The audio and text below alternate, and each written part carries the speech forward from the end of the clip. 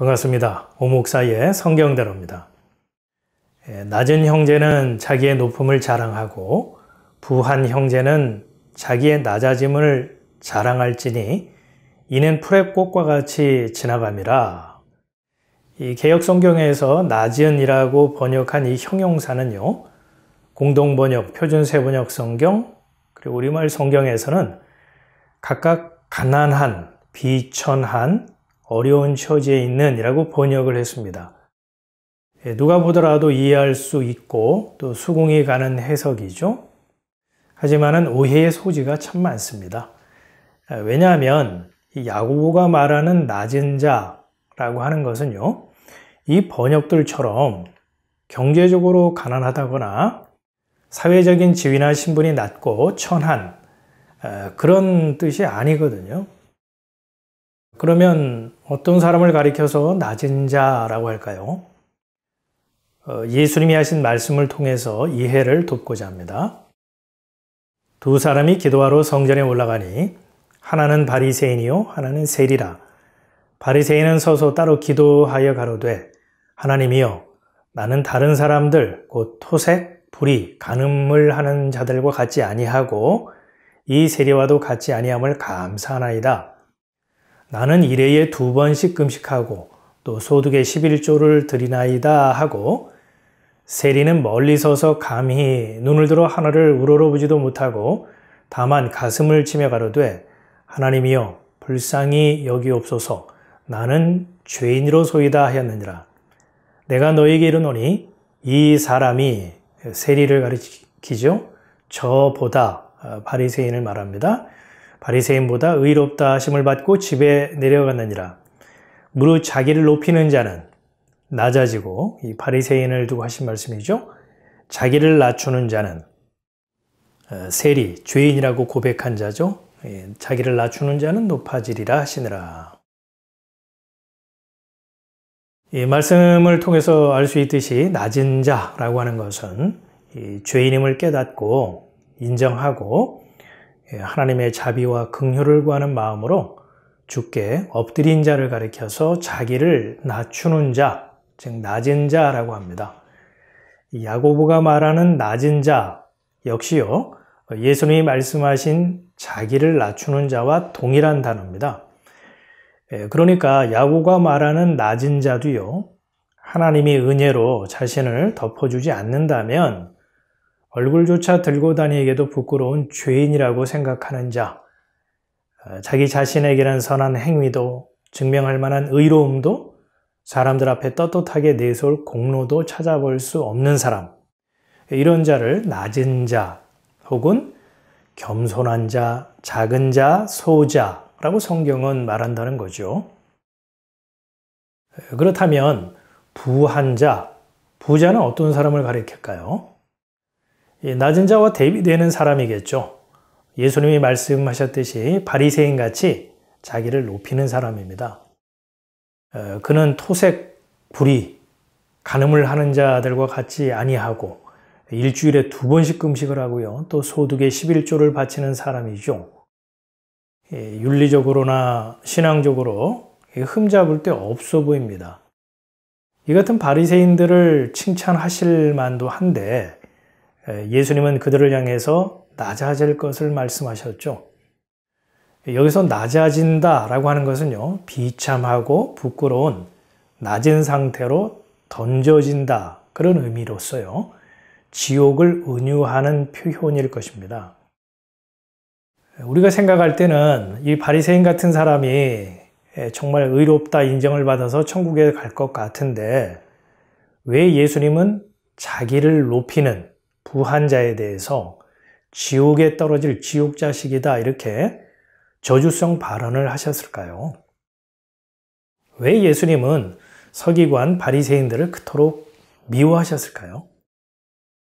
그들은 윤리적으로나 신앙적으로 결점이 없는, 흠이 없는 그 자신의 의를 드러내므로 예수님의 의는 의지할 이유도 또 필요도 느끼지 못했기 때문이죠.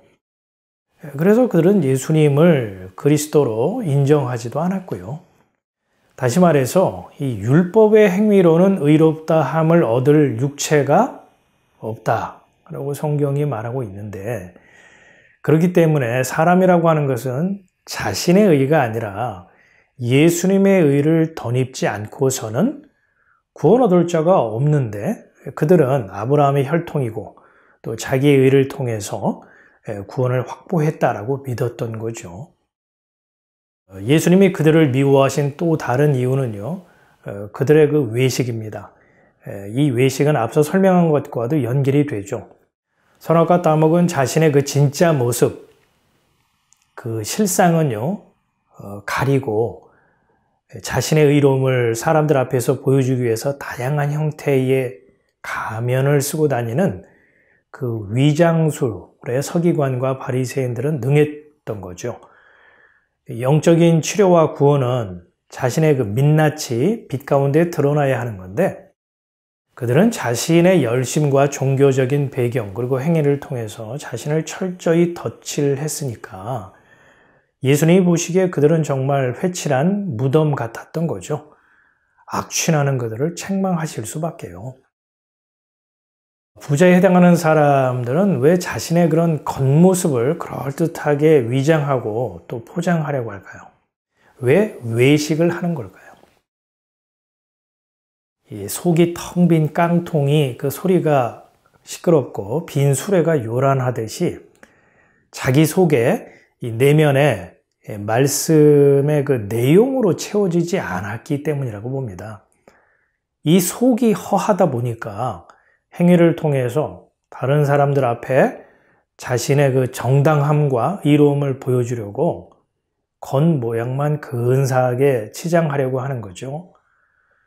자신을 치장하는데 제일 유용한 것이라면 뭐가 있을까요? 뭐니 해도 머니, 돈이겠죠. 그리고 명예나 권력, 학벌과 인맥 이런 것도 빼놓을 수가 없습니다. 또한 종교적인 열심이나 업적도 자신을 포장하는 데 꽤 괜찮은 방편이고요. 수단일 겁니다. 이처럼 부한 자는 사람들로부터 존경받고 부러움을 살만하다 싶은 것은 모조리 끌어모아갖고 자신을 화려하게 포장하고 변장하는데요.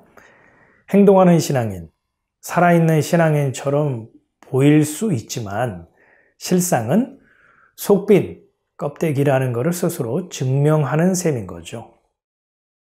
오해는 마십시오. 돈이나 명예, 권력, 학벌, 인맥, 종교적 열심 이게 필요 없다는 말이 아닙니다.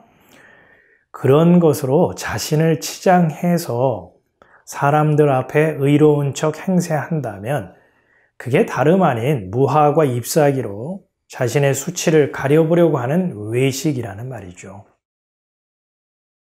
자, 초대교회의 유대 그리스도인들은 야고보가 부한 자를 언급했을 때 그 의미를 알았을까요? 아마 어떤 부류의 사람을 지칭한 것인지 눈치는 챘을 것입니다. 자신의 행위를 통해서 자기 정당함과 의로움을 자부했던 그 서기관, 바리새인 이런 부한 자가 실제 주변에 있었고요. 사람들 앞에서 자기를 높이는 그런 서기관과 바리새인은 세리, 창기 등 죄인, 즉 낮은 자를 편들어주는 그 예수님을 거부하고 배척했기 때문이죠. 윤리적으로나 도덕적으로 또 종교적으로 흠잡을 데 없는 의로운 사람처럼 보인 이 서기관, 바리새인들은 사람들로부터 칭찬은 받았을 겁니다. 하지만 뜻밖에도 예수님은 그들을 향해서 회칠한 무덤, 독사의 자식들이라고 날선 책망을 하셨죠. 유대인들 가운데 이러한 사실을 직접 목격한 사람도 있었을 것이고요. 또 풍문으로나마 들어서 알고 있었을 겁니다. 그래서 야고보는 이 낮은 자와 부한 자의 이 대비를 통해서요. 구원 얻을 하늘 백성과 음부까지 내려갈 지옥 자식이 어떤 부류의 사람인지 예수님의 기준, 예수님의 관점을 유대 그리스도인들에게 전한 것이죠. 다시 말해서 야고보는요, 이 교회 안에 낮은 자와 부한 자가 형제라는 이름으로 섞여 있다는 점을 지적하면서 천국에 합당한 백성은 부한 자가 아니라 주 예수의 십자가 대속의 은혜를 사모하며 그분의 은혜로 구원 얻는 줄 믿는 낮은 자라는 이 하늘 복음을 선포한 것입니다. 예수님이 낮은 자를 천국에 합당한 백성으로 인정하시는 데에는 다 이유가 있죠. 내가 의인을 부르러 온 것이 아니요 죄인을 불러 회개시키러 왔노라 라고 말씀하신 것처럼 죄인임을 깨달아 예수님의 은혜를 구하는 낮은 자에 해당하는 사람들이 이 세상을 구원하기 위해 방문하신 예수님의 목적과 부합하기 때문이죠. 네, 이제 말씀 마무리하겠습니다. 낮은 자와 부한 자에 대해서 살펴보았는데요. 혹시 이 교회에서요, 교인들에게 부한 자가 되라고 가르치고 있는 건 아닌지, 교회가 부자 교인을 길러내고 있는 건 아닌지 진지하게 점검해 봐야 한다고 생각합니다. 물론 저를 포함해서 말이죠.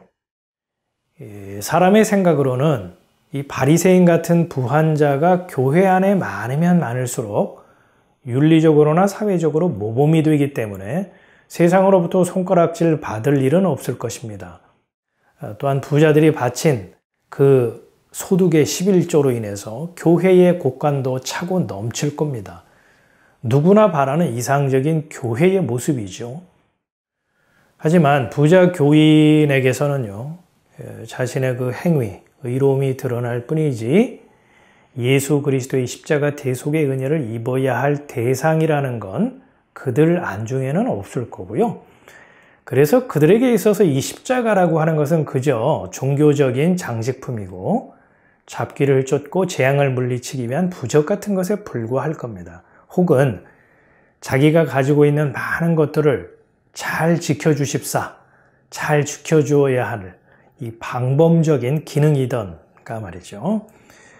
그러니 예수 그리스도의 십자가 대속의 은혜, 그 주님의 의를 덧입은 그 낮은 자만이 들어갈 천국에 부한 자는 합당하지 않겠죠.